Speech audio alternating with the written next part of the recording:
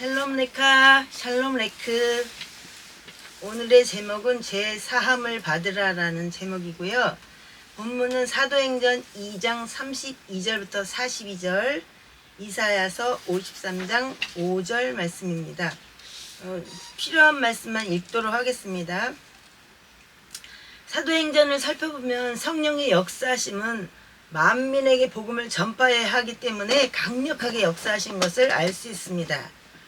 오늘날 하나님의 자녀로서 이 세상에서 빛과 소금의 역할을 하라고 말씀하셨는데 그렇게 살아가기가 정말 쉽지 않은 것 같습니다.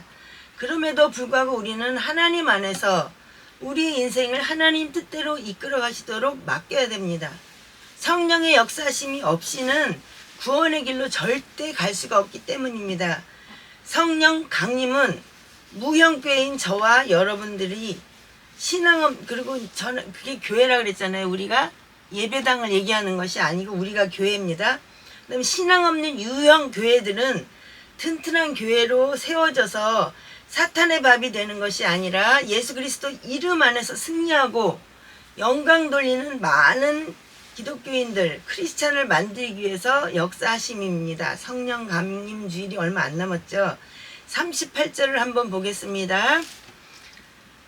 그때 베드로가 같이 읽겠습니다. 그때 베드로가 그들에게 이르되 회개하고 너희 각 사람이 예수 그리스도의 이름으로 침례를 받아 죄들의 사면을 얻으라. 그러면 너희가 성령님을 선물로 받으리니, 이렇게 말씀을 하셨단 말이에요. 이 말씀에서 우리가 알 수 있는 게 뭐예요? 첫 번째로 성령님을 받으려면 어떻게 되냐면 회개해야 된다고 말씀을 하셨습니다. 두 번째는 예수 그리스도의 이름으로 침례라고도 말씀하시고 세례라고도 말씀하시는데 세례를 받으라고 하십니다. 그 다음에 세 번째는 죄사함을 받고 성령을 선물로 받으라고 하십니다. 사도행전 2장은 우리가 읽을 시간이 없지만 120명의 제자들이 한 곳에 모여 전심으로 기도할 때 성령님의 역사가 일어나서 각종 다른 언어들이 임했다 그랬는데 방언이라고 말하는데요. 사실은 각 나라의 언어들입니다. 한결같이 증거한 내용이 뭐냐면 예수님은 그리스도시요 우리의 구세주, 이것을 이야기했다는 거죠. 십자가에서 피 흘려 죽으신 예수님의 부활을 전할 때 그들의 마음이 찔림을 받았다고 합니다.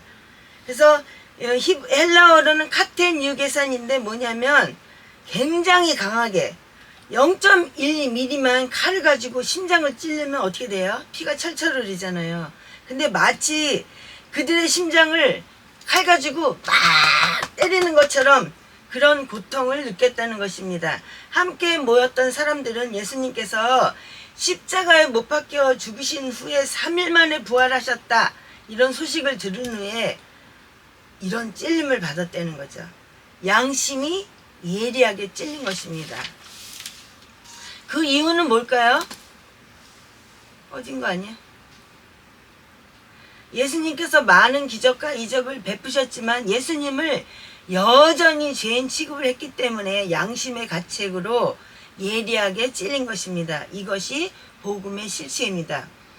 예수님이 십자가 지셨다, 무덤에 가셨다, 3일 만에 부활하셨다. 제자들은 이것만 전했는데요. 그 사람들이 뭐라고 말하냐면 그러면 우리가 무엇을 해야 합니까? 이렇게 말했다는 거죠. 이게 앞의 신인데 석방, 죄사함, 용서받는다, 탕감하다. 즉 사탄의 종에서 석방을 받는다, 용서를 받는다. 나사렛 예수님의 피로 죄사함을 구할 때 모든 죄를 탕감받고 죄사함 받는다는 것입니다. 전쟁 시에는 명령을 안 들으면 어떻게 돼요? 사형을 당합니다. 히브리에는 회개를 뭐라 그러냐면 슈브라고 이렇게 쓰고 있는데요. 저희들이 이제 칠판을 가졌다가 쓸 수 있는 그런 날이 오기를 기도해 주시기 바랍니다. 두 번째, 죄사함 받은 사람은 구원을 받은 사람들이라고 40절에 말씀하셨습니다. 같이 읽겠습니다.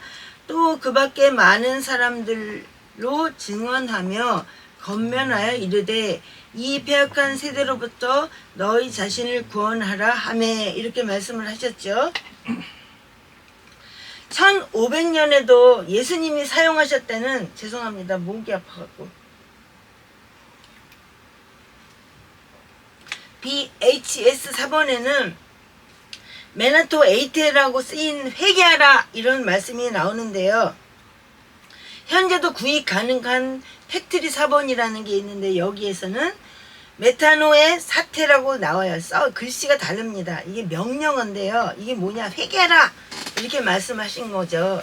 전세의 교회를 요한계시록이라고 이렇게 나와 있는 그 성경에는 사실 엄밀히 따지면 예수 그리스도의 계시에는 기도, 찬송, 감사가 살아있는 칭찬받는 교회가 있는 반면에 그것을 잊어버린 교회가 있다고 그랬어요. 그래서 제일 책망받은 첫 번째 교회 에베소 교회는 첫사랑을 잃어버렸다는 거죠. 우리는 첫사랑을 잃어버리지 않았습니까? 저는 이거 공부 배우면서 첫사랑을 잃어버린 제 자신에 대해서 하나님 앞에 많이 회개했습니다. 왜냐하면 예수님을 처음 믿을 때는 너무 기뻐가지고 정말 하나님을 위해서 죽는 것도 안 아까웠을 정도로 그렇게 열심이었는데 지금 내가 지금 그런 생활을 하고 있나 생각을 하면서 제가 에베소 교회 공부할 때 많이 하나님 앞에 회개했습니다. 첫사랑을 잃어버리는 우리가 되지 않도록 회복해야 되겠습니다. 근데 저주받은 교회가 있어요. 사대교회라고 나와 있죠. 번역에는 사르데에이스라는데 사르데이스라는 교회예요. 헬라어로는. 그 다음에 라오디게아 교회가 라오디케이안이라고 헬라어로 나와 있습니다. 이거는 뭐냐면 하나님의 명령을 무시한 교회예요. 이렇게 하라 하는 거를. 그래서 철두철미하게 심판을 받아가지고 흔적조차도 없어진 교회. 에베소 교회는 흔적이라도 남아있는데 이 두 교회는 아예 흔적조차도 없다고 합니다. 현재 우리가 살고 있는 이 교회에는 간판이 너무 멋진 교회 많죠. 예배당이 어마어마하게 큰 교회가 많죠. 교인 숫자는 또 뭐 수십만 명이 일하고 자랑하는 교회가 많이 있습니다. 그러나 그런 교회가 진심으로 돌이켜서 하나님 안에서 회개하지 않으면 똑같이 심판받는다는 거죠. 이런 첫사랑을 잃어버린 교회나 하나님의 명령을 순종하지 않은 교회나 똑같이 이 시대에도 하나님은 아마 주님 재림하실 때 심판하실 것입니다. 그러니까 성도인 저와 여러분도 나사렛 예수 피로 씻음 받은 사람들이 아니라면 결코 낙원에 올라가지 못합니다. 예수님의 보혈의 피로 제사함 받은 사람만 낙원에 올라갈 수 있다고 분명히 말씀을 하셨습니다. 회개라는 건 뭐냐면요, 마음과 행동과 그게 돌이켜가지고 삶이 바뀌는 것을 얘기합니다. 그게 진정으로 회개한 성도의 모습입니다. 이것이 이스라엘 시기의 회개인 슈브입니다. 근데 그리스 헬라인의 회개는 뭐냐면 생각만 돌이키는 거를 그리스인의 회개라 그럽니다. 그러니까 생각만 하지 행동은 바뀌지 않아요. 지금 아마 우리 교인들이 다 이런 거 아닌가 싶어요. 행동을 하나도 안 바뀌고 입으로만 회개합니다. 그리고 맨날 또 가가지고 옛날에 기억한 거 뭐 또 하나님 앞에 회개하고 그런데 똑같이 살고 있고 어제 회개한 거 또 똑같이 하고 있고 이거는 안 된다는 거죠. 그래서 에베소서 5장 17절에서 18절 여기 있죠. 그러므로 너희는 지혜 없는 자가 되지 말고 오히려 주의 목적이 무엇인지 이해하라. 술 취하지 말라. 그것에는 과도함이 있나니 오히려 성령으로 충만할지니라. 이렇게 말씀하셨는데요. 이 번역은 킹제임스 성경보다는 사실은 개역개정 성경이 더 번역이 더 편안한 것 같아요. 술 취하지 말라, 뭐 담배 피지 말라 이렇게 하니까 사람들이 어떻게 생각하냐면 그냥 마시는 술로만 생각을 해요. 근데 전에도 한번 말씀드렸죠. 이게 아니라 권력의 술, 명예의 술, 권세의 술, 세속의 술, 이걸 포괄적으로 상징하는 의미가 술 취하지 말라는 것이라고 말했습니다. 이게 죄인 줄도 모르고 술을 마시고 사는 사람이 우리나라 한국의 술 소비량이 뭐 전 세계 몇인가 한데요. 몇인가는 정확하게 기억을 못 하겠는데. 그래서 성령 안에서 새로워진 사람들은 술로부터 담배로부터 세속적인 것에서 자신을 지키게 됩니다. 하나님이 마시지 말라는 걸 굳이 마셔가지고 죄범할 게 뭐가 있습니까? 하나님 앞에서 회개한 사람들이란 예수 그리스도 앞에서 죄를 깨닫고 돌아서는 사람들이란 말이죠. 그래서 마음과 생각과 몸이 완전히 변화돼서 사람들이 볼 때 저 사람은 옛날 이런 사람이었는데 이렇게 바뀌었네, 이렇게 인정할 수 있는 사람, 이렇게 살아내는 사람이 진짜로 회개한 사람들입니다. 예수 그리스도로 우리가 제사함 받는 사람들이잖아요. 그죠? 그럼에도 불구하고 우리는 죄 안 짓습니까? 죄 안 져요? 과거의 죄, 현재의 죄, 미래의 죄가 다 용서받았기 때문에 회개할 게 없습니까? 그건 구원파예요. 그건 잘못된 거예요. 여전히 하나님 앞에 죄인입니다. 그러나 하나님의 은혜로 말미암아 의인된 사람이란 말이야. 그러니까 나는 죄인입니다 라고 아침에 돌아보면서 하루를 살았을 때 저녁에 내가 무엇을 잘못했나 하나님 앞에 고백하며 회개할 때 용서의 확신을 주시는 거죠. 옛날에는 어떻게 했어요? 다 양 잡아 소 잡아 그렇게 제사장이 1년에 한 번씩 그렇게 선포한 거로 했기 때문에 직접 하나님 앞에 갈 수가 없었잖아요. 근데 지금은 우리 자신에게 하나님이 주시는 은총으로 말미암아 그냥 앉아서 하나님 제가 이런 죄를 졌습니다. 용서해 주세요. 할 때 어때요? 입으로 고백하면 주원 같은 죄라도 흰눈같이 휘어진다고 약속을 하셨어요. 어떻게? 두세 사람 모인 곳에서 그것도 하나님이 받으신다고 그랬어요. 옛날엔 10명이 아니었으면 안 되면 아무것도 인정이 안 됐어요. 그럼 지금은 성경이 그렇게 말씀하셨잖아요. 너희들 두세 사람 모인 곳에 나도 함께 하리라. 이것이 얼마나 큰 은혜인지 지금은 모르죠. 죽을 때 알 수 있습니다. 잠시 예언을 하겠습니다. 술 장사를 해서 돈을 벌었던 케네디 가문은 9남매가 있었습니다. 9남매가 있었습니다. 근데 케네디 대통령 총 맞아 죽었죠. 동생은 비행기 사고로 죽었죠. 자동차 사고로 죽었죠. 남아있는 사람이 거의 없어서 케네디 아버지가 임종시 뭐라 그랬냐면 내가 너무 술로 많은 사람들을 타락시켜가지고 그 벌을 받는 것이다 라고 말했다고 합니다. 폐암으로 사망한 코미디언 이주일 씨 아시죠? 그 사람은 15개의 캐바레를 운영하면서 돈을 막 쓸어 담았다고 합니다. 근데 미국에 살던 아들이 한국에 잠시 들어왔는데 양재역에서 교통사고로 죽었어요. 그 아들, 하나 있는 아들이 사고로 죽거나 하고 또 자기도 폐암으로 죽게 됐을 때 그가 고백하기를 내가 많은 사람들을 양주라는 술로 음란으로 죽여서 이렇게 벌을 받은 것이라고 말했다고 합니다. 이런 예화를 통해서 우리는 뭐를 알 수 있냐면 진정한 복은 물질의 복이 아니에요. 예수 그리스도를 믿음으로 하나님의 나라 천국 낙원에 갈 수 있는 복이 가장 큰 복이라는 거죠. 아멘? 네. 세 번째, 진정으로 믿고 제사함 받은 사람은 그리스도 공동체 안에 들어오고 기도하는 사람이란 말이죠. 하나님 말씀을 사모하고 진리를 따라 순종하고 감사함으로 기도하고 그렇게 나아가는 사람은 하나님께서 각자의 달란트대로 사용을 하세요. 예레미야서 3장 13절 맨 앞에 보면 하나님은 너는 오직 내 죄를 자복하라 이렇게 말씀하셨어요. 서두에서 이렇게 말씀하셨는데 이 시대에도 하나님은 예수 그리스도 안에서 너희가 회개하고 성령을 받아라 이렇게 말씀을 하십니다. 구약시대 이스라엘 사람들이 회개하라는 선지자의 무수한 외침과 탄식에도 불구하고 눈 하나 깜짝 안 하고 불순종하다가 무슨 일에 당했어요? 2000년 동안이나 망해가지고 그 민족이 뿔뿔이 흩어졌잖아요. 그죠? 예. 우리가 하나님 앞에서 먼지 하나도 가릴 수 없는 벌거벗은 모습으로 사실 서 있습니다. 그런데 나사렛 예수님의 피 흘림으로 우리가 용서를 받았어요. 그렇기 때문에 기도하는 순간에 주님 앞에 아무리 내가 부끄러운 일이라도 사소한 거라도 숨김없이 회개하고 용서받아야 합니다. 성령을 받았다면 예수님의 영인 성령님에 대해서 정확하게 알아야 되는데요.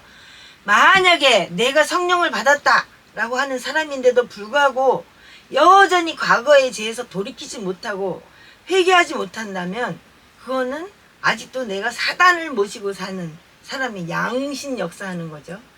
한쪽은 하나님 앞에, 한쪽은 마귀 앞에. 근데 마귀는 저기 직접 하나님과 대면할 수 없기 때문에 인간한테 쏙 들어가는데 어떤 사람한테 들어가느냐. 한쪽은 하나님 앞에, 예수님 앞에, 한쪽은 마귀한테, 그런 사람 앞에 쏙 들어간다는 거예요. 신앙이 확실하지 않은데. 응? 그러니까 처음에는 나그네처럼 죄가 찾아오지만 죄를 자꾸 짓다 보면 사단을 쫓아내지 않게 되잖아요. 이게 죄가 너무 즐거워지니까. 습관적인 죄니까. 그러면 어떻게 되냐면 사단이 나그네가 이제 집을 빌려줬어요. 그런데 처음에는 너무 감사하다 그래요. 근데 나중에는 집주인을 쫓아내버렸어. 자기가 주인인 것처럼. 그것처럼 똑같이 되는 거죠. 그래서 회개할 수 없는 사람이 될 수도 있다는 거예요.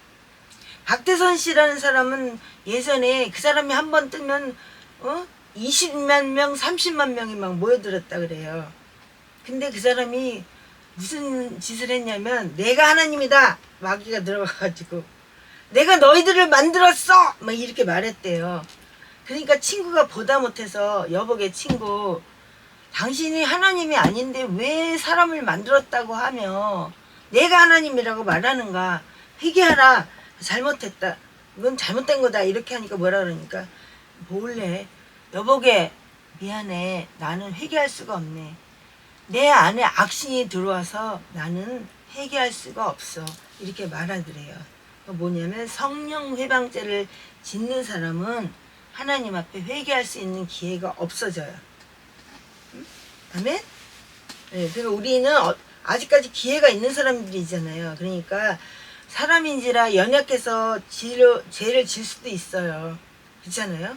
그럴 때마다 반드시 회개함으로 나사렛 예수 피로 죄사함을 받고 구원받은 성도의 자리로 날마다 나아가야 되는 거죠. 우리의 구원은 예수 그리스도를 통해서 하나님 앞에 연계되죠. 그 구원에 우리는 초대받은 자들입니다. 창세기 1장 1절에 창조 사역이 구체적으로 계속 나오잖아요. 그런데 믿는 자에게는 창조 사역보다 더 귀한 것이 뭐예요? 구원받는 거란 말이죠. 그죠? 우리가 많은 성경을 읽고 많은 부를 가지고 달란트를 갖고 있어요. 그럼에도 불구하고 우리가 구원받지 못한다면 우리 인생은 꽝인 거잖아요. 구원이라는 게 뭐예요? 하나님의 거룩한 아들 예수 그리스도를 핏값으로 하나님께서 내어주시고 우리에게 대신 그 죄를 짊어지게 하심으로써 우리가 구원을 받는다. 우리가 의롭게 된다 하는 것을 믿는 믿음이란 말이죠. 사람이 죽은 후에는 영원히 구원의 기회가 없어요. 살아있을 때 회개해야 되는 겁니다. 이 세상에서 예수 그리스도를 거부한 사람들에게는 절대로 기회가 주어지지 않습니다. 구원의 일기는 뭐냐면 나부터 구원받는 거예요. 누구부터? 나부터. 구원의 이기는 가족이 구원받는 겁니다. 구원의 3기는 뭐냐면 십자가 붙들고 복음을 들고 세상에 나가서 많은 사람들을 구원하는 사람들. 그게 선교사님들이나 이런 분들이죠. 사단, 악마, 귀신의 종에서 나사렛 예수 그리스도의 이름으로 구원받은 저와 여러분 모든 몸과 마음과 행동과 삶까지 완전히 돌아서는 사람들이 되어야 될 줄로 믿습니다. 왜냐하면 성경에 보면요. 죄는 모든 모양이라도 버리라 라고 말씀을 하셨습니다. 왜냐하면 죄가 한 가지 죄를 짓잖아요. 이것쯤이야. 천만의 말씀입니다. 이것쯤이야다가 그 죄가 덮어서 나중에 보면은 죄인이 중에 죄인 상마귀가 되는 거죠. 요즘에 아주 상마귀인 사람들도 참 많습니다. 여러분은 사우나통에 가본 일이 있잖아요. 저도 가본 일이 있습니다. 사우나통의 온도를 100도로 올려놔요. 그리고 1시간 있으면 지옥을 체험하는 겁니다.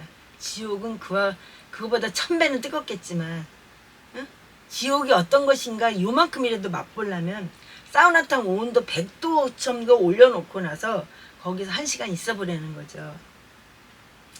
그렇기 때문에 우리 구원받은 우리는 내 목이 잘려나가는 한이 있어도 난 절대로 예수 그리스도를 부인하지 않는다. 이렇게 입으로 시인하는 사람은 구원받은 사람입니다.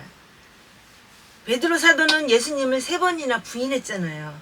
그런데 회개하고 나중에 성령을 받은 후에는 어떻게 됐냐면 거꾸로 십자가 지고 죽었죠. 그런데 그분이 뭐라 그랬냐면 예수님은 십자가에서 피 흘려 죽으셨다. 십자가에서 못 박히신 예수님은 우리의 구세주시다. 회개하고 구원받으라. 이렇게 피토하는 심정으로 외쳤을 때 성령님께서 역사하셔갖고 그 자리에 있던 3,000명이 회개하고 돌아왔다고 합니다. 그래서 이거를 아포데코마이라 그러는데 수동태로는 하나님이 구원하신다 이런 뜻입니다. 여기 보면 시상과 시제가 굉장히 중요하다 그랬는데 저도 이제 배우는 중이라서 구체적으로 시상과 시제는 제가 말씀하지 않습니다. 톤 로고지라는 건 뭐냐면 그 말씀, 지금 말한 거, 그 말씀으로 피의 복음으로 받아들인 사람들이 3,000명이 구원을 받았다는 거죠. 네 번째, 제사함 받은 사람들은 기도에 힘을 쓰게 되어 있습니다. 그래서 프로스 카룬테스, 확고하게 계속하여 이런 말인데요. 제사함 받은 사람들이 하나님을 향해서 굳세게 견뎌내면서 성령님이 임하실 때까지 정해진 장소에 머물면서 지속적으로 끊임없이 어떤 일에 열중하면서 참고 끝까지 견뎌서 어떻게 됐어? 120명이 성령을 받았다 그랬잖아요. 아멘?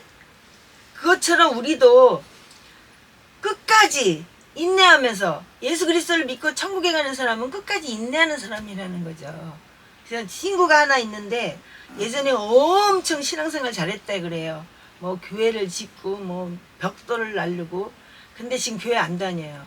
그래서 뭐라 그랬냐면 어떤 사람이 있는데 달리기를 했어.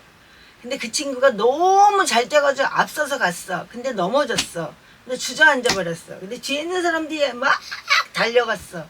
그래갖고 뒤에 있는 사람이 1등을 했어. 그럼 누가 1등한 거야?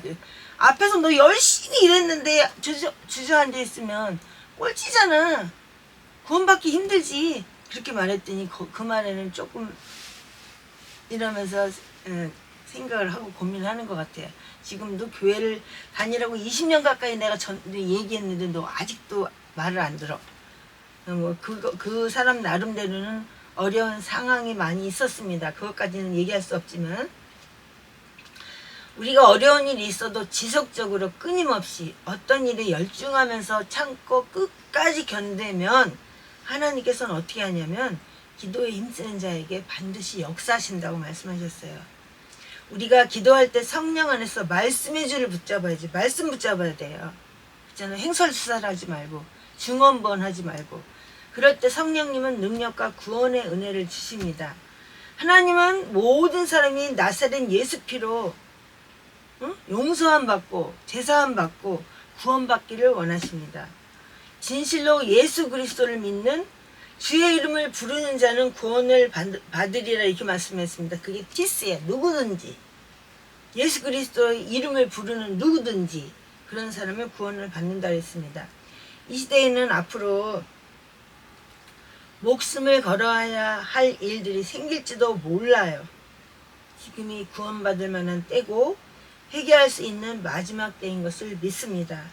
부디 나사렛 예수 피로 제사함 받고 끝까지 성령 충만한 저와 여러분이 되셔서 예수 그리스도 부인하지 않고 모두가 낙원에 갈 수 있기를 예수 그리스도 이름으로 축원합니다. 기도하겠습니다. 사랑해 주님 감사합니다. 저에게는 말씀 전하는 일이 너무 어렵습니다. 그러나 순종하는 마음으로 오늘도 말씀을 아버지 대언했습니다. 주님, 주 은혜교회에서 배워주신 우리 목사님의 말씀을 다 축약해서 하나님 아버지 핵심만 전했는데 하나님 혹시 잘못 전한 것 있으면 용서해 주시고 하나님 아버지 언제나 우리가 신앙 안에서 어떤 상황에도 예수 그리스도를 부인하지 않고 주님 앞에서 회개할 때 우리의 마음과 생각과 모든 삶이 변화되어 하나님 앞에 영광을 돌리는 저희들로 변화되게 하여 주시고 하나님이 쓰실 만한 일꾼들로 하나님 아버지 쓰임받게 하여 주시옵소서. 모든 영광 온전히 주님께만 돌리며 우리 구주 예수 그리스도 이름으로 기도합니다. 아멘.